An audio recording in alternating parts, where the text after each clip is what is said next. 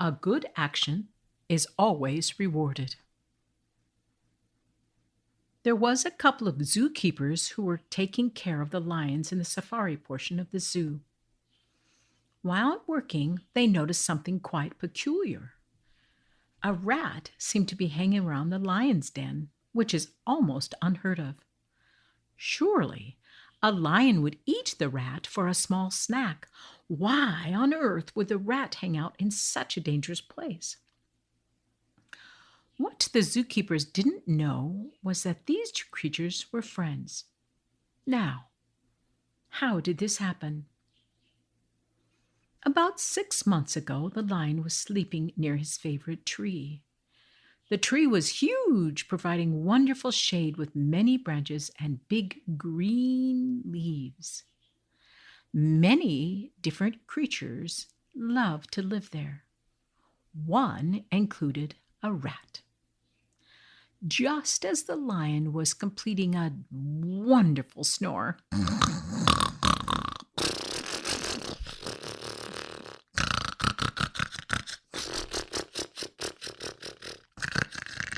the rat fell out of the tree and landed on the back of the lion. The lion roared, "Who dares jump on me? I will kill you for disturbing my sleep." The rat pleaded, "Please forgive me. I didn't mean to fall on you.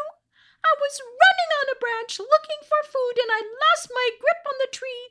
Please, please, please don't kill me. I have a family and friends to take care of. Who knows? Maybe one day in the future I may be able to help you." The lion replied, "How can you help me? You're a small, despicable creature. You're a rat. How can you ever help me?" The rat kept pleading for his life. "Please, please, please, pretty please." And the lion let him go when he heard a sound nearby. "Ha! Oh well, you wouldn't be very tasty anyway." And with that, he went to explore the sound. A month or so later, the lion was walking around in the safari, and it just finished raining. There was some mud on the ground, and he didn't notice that a net was made up of rope on the ground in that mud. Apparently, one of the zookeepers had dropped the net earlier in the day, but hadn't noticed it. When the lion got trapped in the net, he roared for help. "Please, please, help, help." He kept yelling so loud, no one came. The rat, however, had heard the roar and came to see what the commotion was. "Oh, dear, it's that same lion that didn't eat me. I wonder what I should do."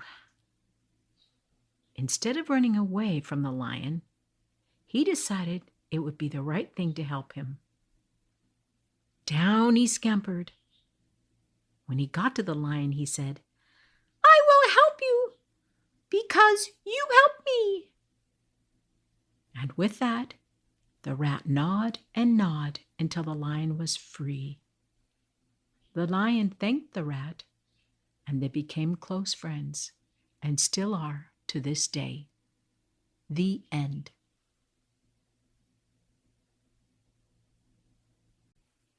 Ami and the lesson. Ami lived with her mom and 10-year-old brother in a small house.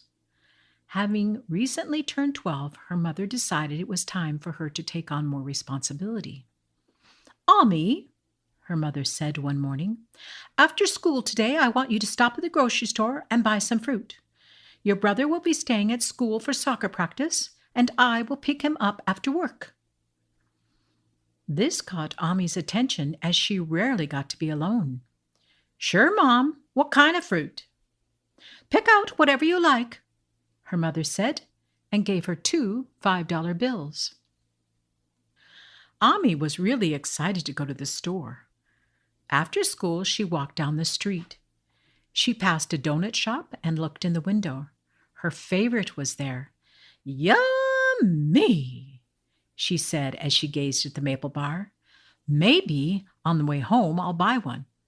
After all, Mom didn't say I had to use all the money on the fruit." At the store, Ami looked at the available fruit, keeping in mind how much she would need for the donut. She purchased some strawberries, a few bananas, and some grapes. The total came to $8.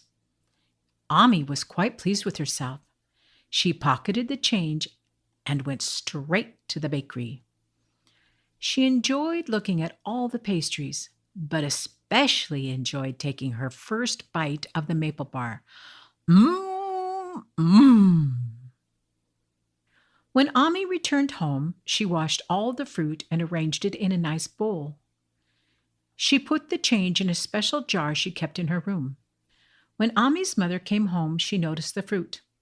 "Ami, did you wash the fruit before putting it in the bowl?" "Yes, Mom," Ami shouted. "Good. Come on down and help with dinner." Ami's mother never asked if there was change, and Ami never offered. The next morning, Ami's mother said, "We have just run out of milk. Since you were so responsible with the fruit, will you pick up some milk on the way home?" Ami eagerly agreed. "Sure, Mom, that was fun." And her mother handed her a $5 bill. Ami was a bit disappointed because she knew there wouldn't be much change this time. After school, Ami walked to the store a different way and past the clothing store. She noticed a new display of hairpins in the window. Ami had taken yesterday's change and figured she would have at least $1 today. The milk cost $4, and after her purchase, she headed to the clothing store and bought the hairpins. Once again, when her mother returned, she didn't ask if there was change. And once again, Ami didn't offer. After breakfast the following morning, her mother said, "Ami, I'm so sorry, but I'm going to have to ask you to go to the store again. We need bread, peanut butter, and jam." "No problem, Mom," she said as her mother gave her a $10 bill. That afternoon, after buying the milk, Ami passed the bookstore on her way home. She had $2.50 in change and decided to see if there were stickers she could buy. She walked into the bookstore and, while looking around, overheard two women having a conversation about the importance of telling the truth.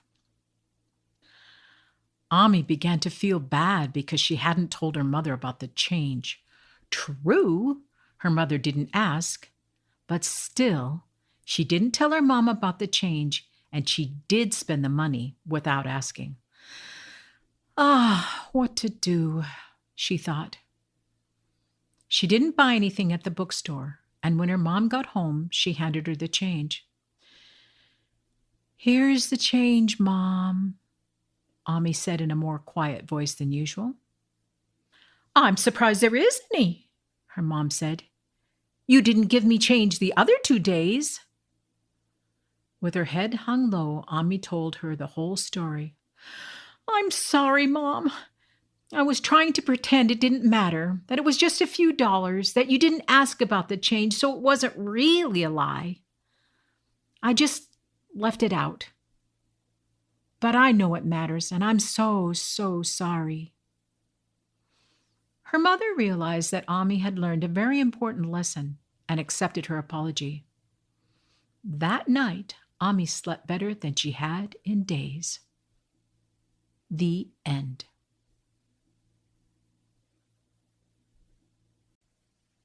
Be a good example. There once was a set of twins that loved sugary sweets.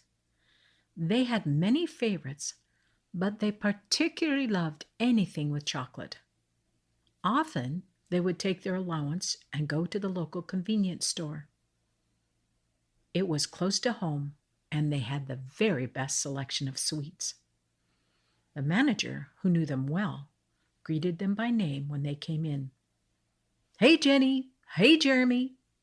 What will we have today?"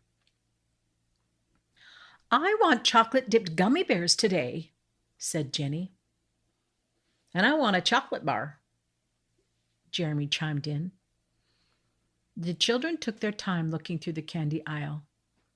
Once they had made their choices, they went to the register and handed the manager their money. Exact change. You guys are getting good at your math. Are you studying? Asked the manager. The children laughed. Nah, we come here so much. We get lots of practice. When the children arrived home, their dad was doing chores. Hey, what do you have in your bag? He asked them. Jeremy piped in. Jenny got chocolate-dipped gummy bears. Doesn't that sound yuck? And I got a chocolate bar. Doesn't that sound yum? Their father laughed and continued his work. Later that night, he reflected on his children's eating habits. He noticed they rarely liked healthy foods and really liked sweet ones.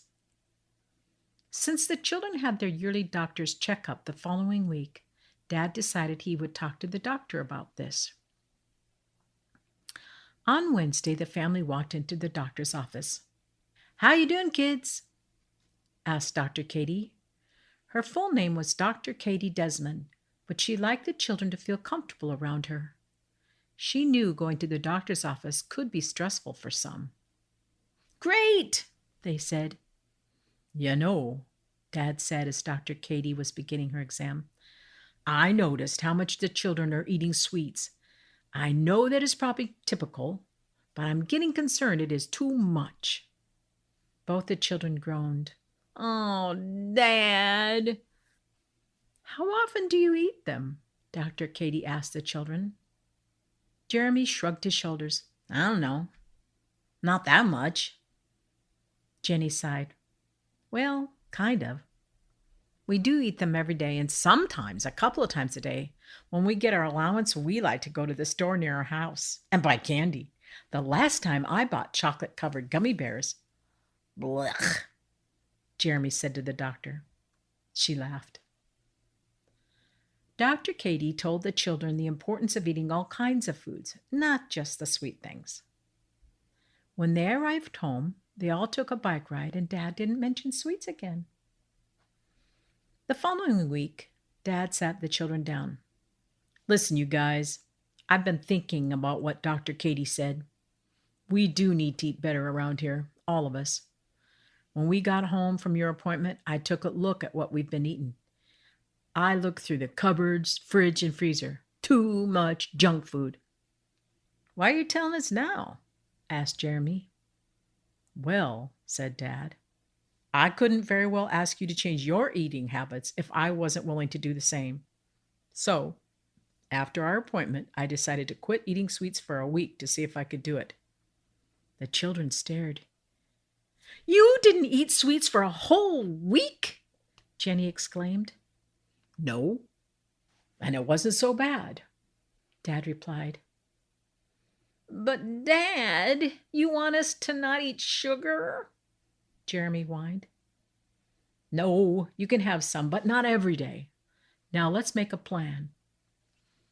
So, the three of them sat down and made a healthy eating plan that all could agree upon. And yes, it did include sweets. Once in a while. The end.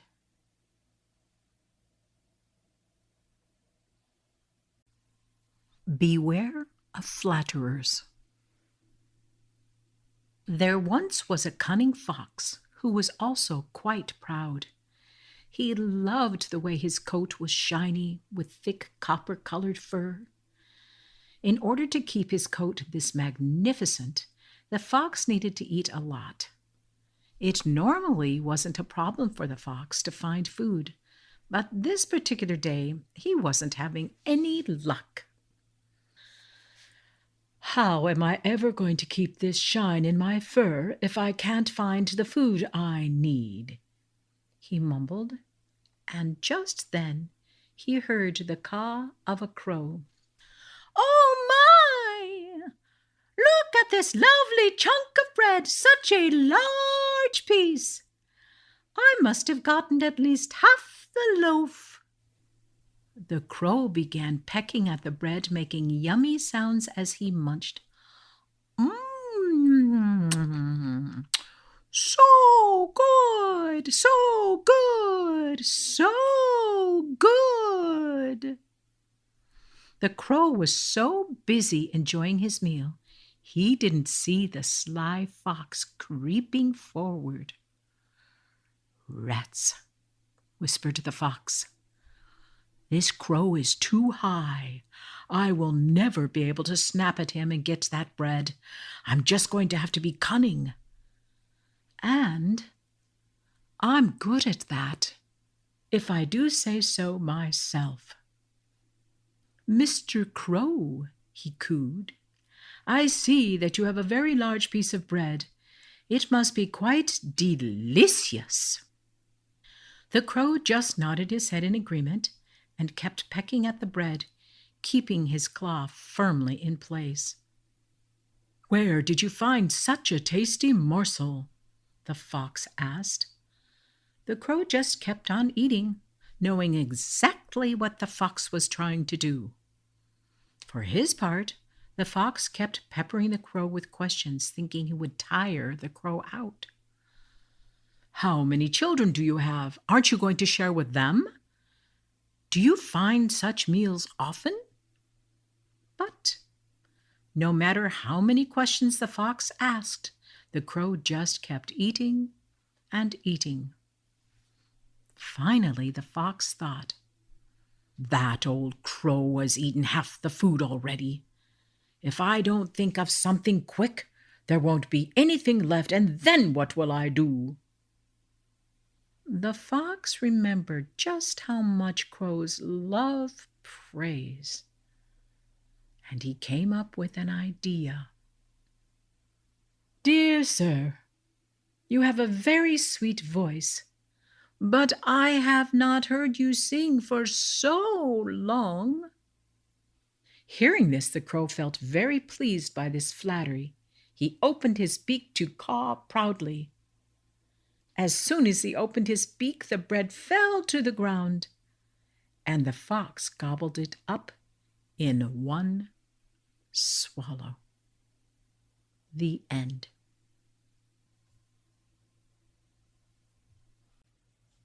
Beware of the company you choose. This is a story of two friends, Josh and Matt. Josh was very studious, kind, obedient, and respectful. He was also a bit shy. He wasn't sure how to make friends. When other kids would ask him a question, Josh kept his eyes down and mumbled his reply. Matt, on the other hand, was very confident. He knew he was popular. He was smart, athletic, and good-looking. He also had the latest technology, lived in a fancy neighborhood, and had everything that all the other boys only dreamed of. The problem was Matt, while he was smart, he wasn't very interested in his studies, and his grades kept getting worse. Matt's mom noticed his grades slipping and said, "Matt, if you don't start studying harder and getting your work done, you will be grounded." This caught Matt's attention. He never got grounded. What was he to do? He knew he had to get his homework done, but he also knew he didn't want to do it. So, who would? And then Matt thought of Josh. He decided to befriend Josh. As the kids were leaving school the next day, Matt ran up to Josh. "Hey, Josh, how you doing?" Josh was not accustomed to be talked to and didn't realize Matt was speaking to him. Matt, a bit annoyed at not being noticed, spoke louder. "Josh, how you doing?" Josh stopped and mumbled, "Okay. I'm okay." "I got a new video game," Matt said. "Want to come and play it?" "Can't. Gotta do my homework." "Ah," Matt said. "Bring it over. We can do the homework together and play some games." Josh couldn't believe Matt was talking to him. The most popular kid was talking to him? Yeah, sure, he said. So, that is how the friendship began. Several days a week, Josh would go to Matt's house. Sometimes they would play a game, but more often than not, Matt would ask him to do his homework. Josh wanted to learn ways to be cool and feel more confident, so he would do anything to please his friend. Summertime came, and Josh's parents had planned a trip to Vancouver, Canada. Josh wanted to invite Matt.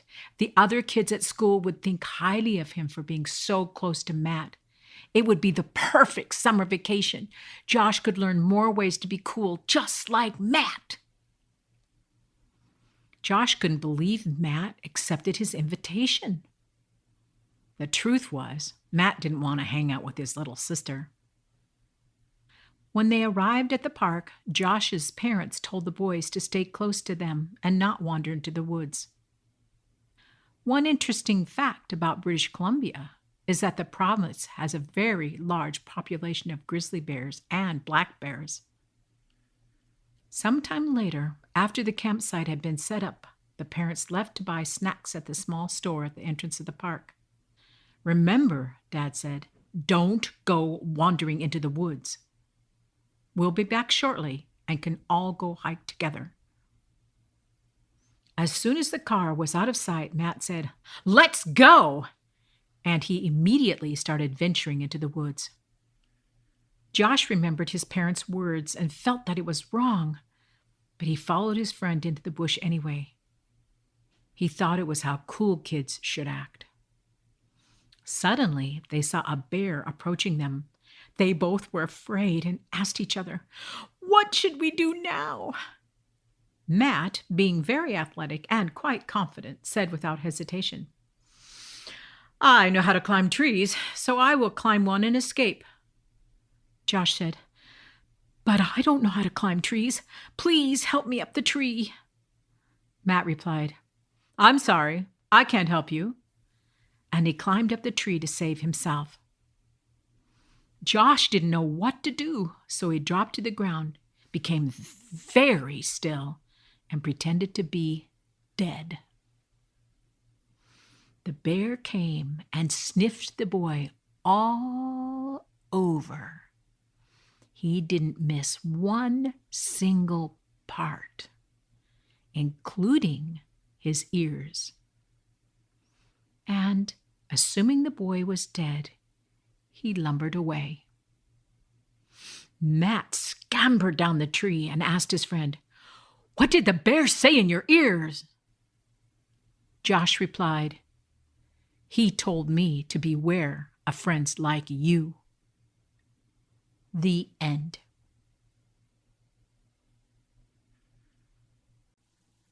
Silence is better at times. There once was a talkative turtle living in a lake. The turtle always had something to say to anyone that would listen. Sometimes it was the snake that slithered by, the spider crawling up the bush, or the frog hopping along. It didn't matter. He just loved to talk. He was also very curious. Having spent his whole life in the same lake, he would ask questions to those he would encounter. The turtle usually loved talking to the cranes that would frequent the lake. He just knew the cranes had so many different experiences, and he kept questioning them with great enthusiasm. "What's it like out there? What do you see? Is it scary? Why do you go away from this lake? When will you come back?" The cranes were quite patient with the turtle and answered his questions as best as they could before their departure. The next season, as the cranes were preparing to land, they noticed the lake was beginning to dry up due to the drought. They realized this would be the last time they would come here. The cranes had grown fond of the turtle and told him, "We will have to search for a new lake, as this one is drying up." The turtle replied sadly, "All of you can fly, so you will escape, but I cannot escape and will die here." The cranes felt sorry for the turtle, and they thought of a solution. However, They knew how chatty the turtle was and said, "If you can be silent for some time and not talk, we can take you with us and save you." The turtle happily agreed. The cranes explained their plan to the turtle, reminding him of the importance of being quiet. The cranes told the turtle there would be a couple of practice sessions before going on their journey. 2 cranes brought a stick and each grasped an end with their claws. The turtle grabbed the center of the stick with his beak, and then they all flew away. Around the lake they went, staying low in case the turtle couldn't keep quiet. After landing, the cranes congratulated the turtle for being so quiet. The second time, the cranes flew above the tree lines. The turtle eyes got large as quarters. He had never seen anything so grand, and yet he remained quiet. The cranes told the turtle they would be leaving in the morning, and as you can imagine, the turtle didn't sleep a wink that night. Bright and early, the turtle got up and chatted away to anyone who would listen. He knew he would have to be quiet for a long, long time. After breakfast, the cranes and the turtle began their journey. Up, up, and up they flew. The turtle was amazed at what he was seeing. Never, never before he had experienced anything like this. The sun was so hot, and the wind blew like he had never known before. There were so many other strange things as well. Animals that were big, black, and white. The cranes had called them cows. So many new experiences, buildings, villages, and children. What to do? The turtle couldn't help himself. He began to question the cranes. But, of course, the moment he opened his mouth, he lost his grip on the stick and began falling. Down, down, down, he plummeted. It was happening so fast that the turtle didn't know what to do. He just kept yelling, "I'm sorry." Well, as it so happens, the turtle ended up in the backyard of a family with a trampoline. Boing, boing, boing. He landed and bounced so high the cranes saw him. Quickly, the cranes worked together. The turtle kept bouncing, but each time the bounce became a little lower. The cranes were able to position the stick so that on the next bounce, the turtle could grab hold. When they landed on the shore of a nearby pond, the cranes set the turtle down. "Oh my," he said, "you are such good friends." And he was very grateful. The end.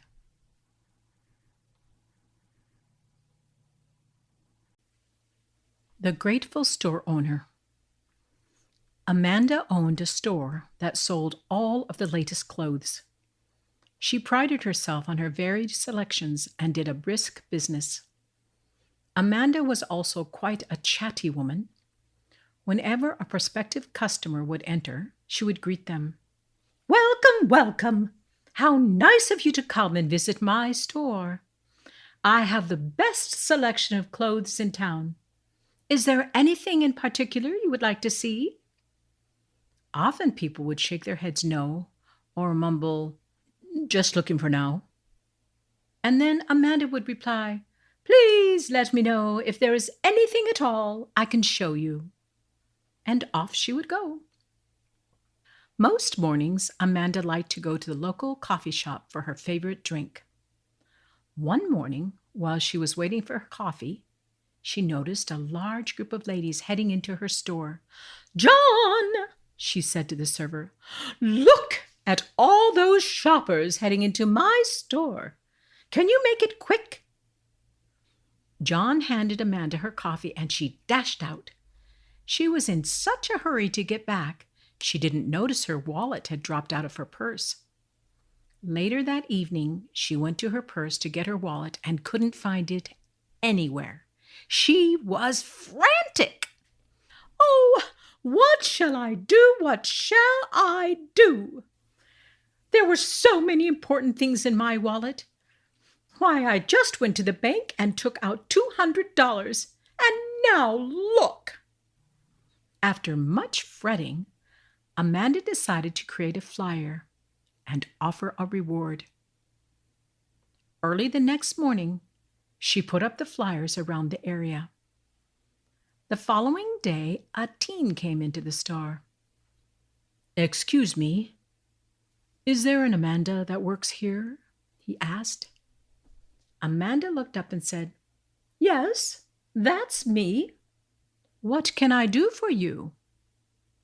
"I noticed that you had flyers up looking for your wallet, so I decided to try and find it. I'm saving money for a bike, and I thought if I could find your wallet, that would be good for you and me." "Well," said Amanda, Did you find my wallet?" "Yes, I think so.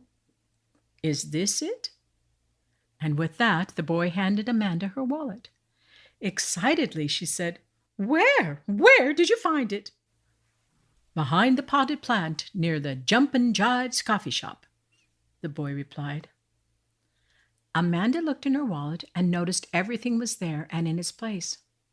"Why, thank you, young man. Here is the reward money I promised." And she handed him a crisp $20 bill. It was then that she also noticed the teen. His shoes were very worn and his jacket had holes in it. It gave her an idea. "You know," she said, "I could use a little extra help if you don't mind.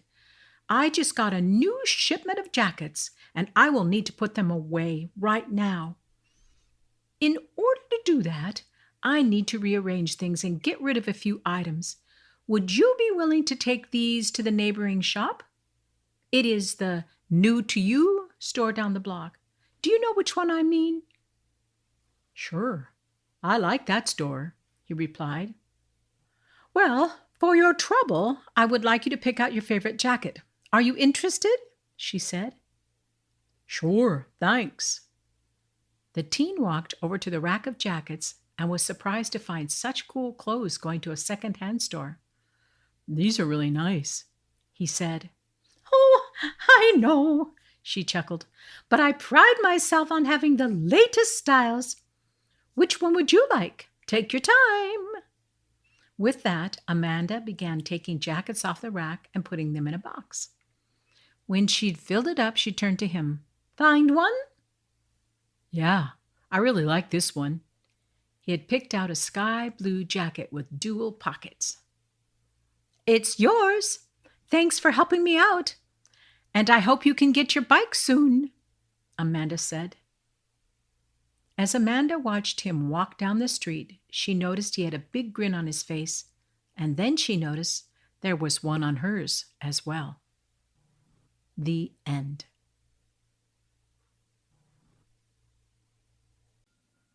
The mind is like a field. There once was a farmer with very little patience. He wanted his crops to be the best and grow the fastest. One day he went to the seed store to purchase a variety of new seeds. "Say," the farmer said to the employee stacking bags of seeds, "I want seeds that will produce a large crop in a short amount of time. What do you have?" "Well, sir," said the employee, "we have several types to choose from. Are you looking for anything in particular?" "No, I have a patch of land that isn't being used at the moment, and I thought I would experiment. I really want some crops that grow fast." The employee showed the farmer some of the seeds and made a few suggestions based on the type of soil the farmer had, as well as the kind of sun exposure the plants would be getting. After ringing up his purchases, the farmer went home. Because it was late in the day, the farmer decided to wait and plant early the next day. Just before sunrise, the farmer got up, ate his breakfast, and headed out. He was very excited to plant his seeds. "I can hardly wait to see how these plants will grow. If I give them extra care, they might even grow faster." All day long the farmer planted. He barely finished by the time the sun went down. The next day, keeping to his routine, the farmer got up before sunrise, ate his breakfast, and went to check on his planting. He noticed the ground was a bit dry, so he watered it, speaking to the seeds as he went along. "I will tend to you, water you, pluck out the weeds. Grow for me, sweet little seeds." Every day the farmer would visit the land and say his little rhyme. "I will tend to you, water you, pluck out the weeds. Grow for me, sweet little seeds." But by the end of 3 weeks, the seeds had barely sprouted. "I don't like this one little bit," the farmer grumbled. "Why aren't you growing faster? You're supposed to be fast-growing plants. Maybe you just need a little help." With that, the farmer started pulling at each plant to make it longer. He worked all day, helping the plants grow. The next morning, when the farmer went to check on his plants, he noticed they were in big trouble. Some of them had died, and others looked so sad, all drooped over. "Oh no!" he exclaimed. "What have I done?" The farmer hurried to repair the damage. He replanted those he could save. "I will be patient. I promise I will. Please do your job and don't go still. Grow, grow, grow." Every day after that, the farmer kept his promise, letting the plants grow at their own speed.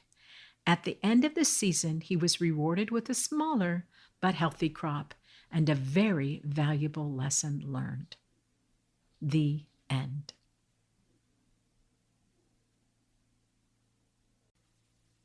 The Repetitious Parrot.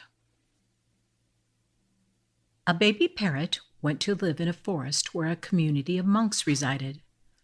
One of the monks took a liking to the parrot and began feeding and teaching it. During one of his sessions, the holy man warned the parrot, "Look, parrot, you must be careful. You are a most beautiful bird with your bright green and turquoise feathers. You could be caught in a hunter's net." The parrot repeated the monk's warning. "Oh, parrot, you must be careful. Oh, parrot, you must be careful." The next day, the monk came to feed the bird and heard the parrot repeating his words. "Oh, parrot, you must be careful." He realized he needed to share more with the parrot. "You see," he said as he was feeding the bird, "the hunter will come and spread grain.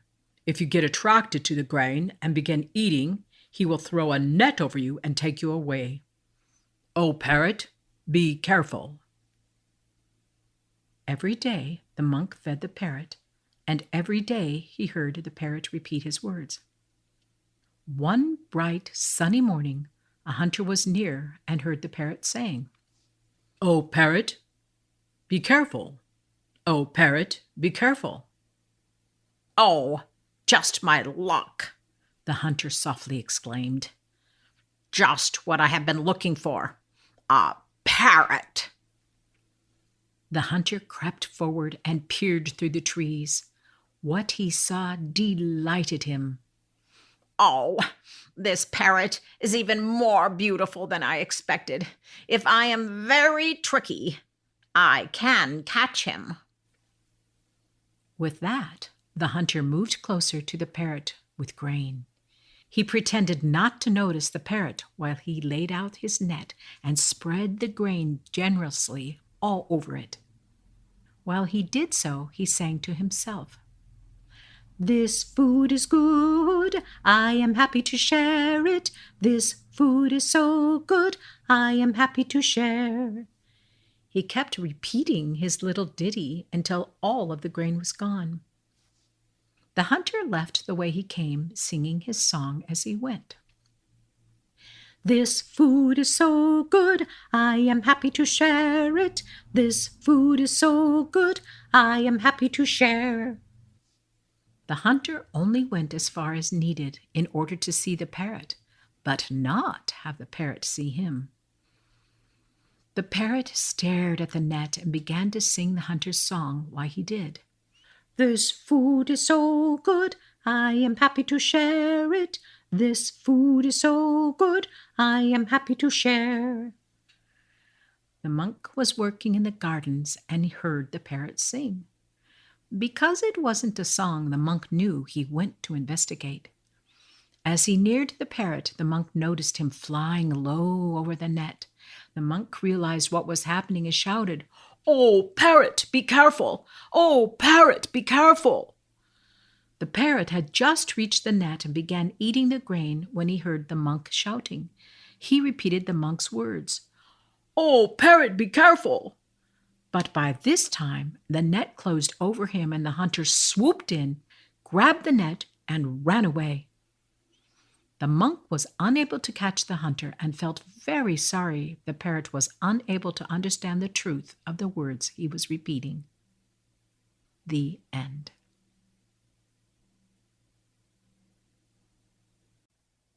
Truth is supreme. There once was a small caravan of young adults, children, and a few elderly people. They were traveling on a road that wasn't well used, and sometimes bandits were known to attack. As it so happens, a group of bandits were hovering high on a cliff watching these particular travelers. "What do you think about this group of ruffians? Are they worth it?" one of the bandits asked. "Well, yeah," replied an eager young one. "They make easy marks. We should get in and out quick and take everything they got." He laughed. The bandits made their way down to the travelers and noticed a boy at the back with a cloth bag over his shoulders. "Let's take him first," the old man said. "There might be something in that bag worth taking." The bandits snuck up on the boy, and one quietly said, "Put your hands in the air and give us your bag." The startled boy did. When the men looked in the bag, they found nothing but pieces of old, useless cloth. "Hey, what's this? Why are you carrying old, stinky bits of cloth in your bag?" the eager one snarled. The boy was scared and didn't want to answer, but he remembered what his mother always told him. Timidly, the boy responded, "If you look carefully, you will see coins are sewn in each piece of cloth." The bandits just laughed. "Yeah, right," a younger one said. But just to be sure, they began ripping at the pieces of cloth, and to their surprise, money began falling to the ground. The older bandit said, "Kid, if you're trying to hide the money from us, then why did you tell us how to find it? That's not very smart." The boy replied, "My mother sewed money in the cloth so nobody would steal it, but at the same time, she told me never to speak a lie. So I had to tell you the truth when you asked me about the cloth." The bandits felt ashamed of themselves in the face of the boy's honesty and left quickly, leaving the boy to pick up his money. The boy continued to live a life of honesty, which helped him make good choices and live a happier life. The end.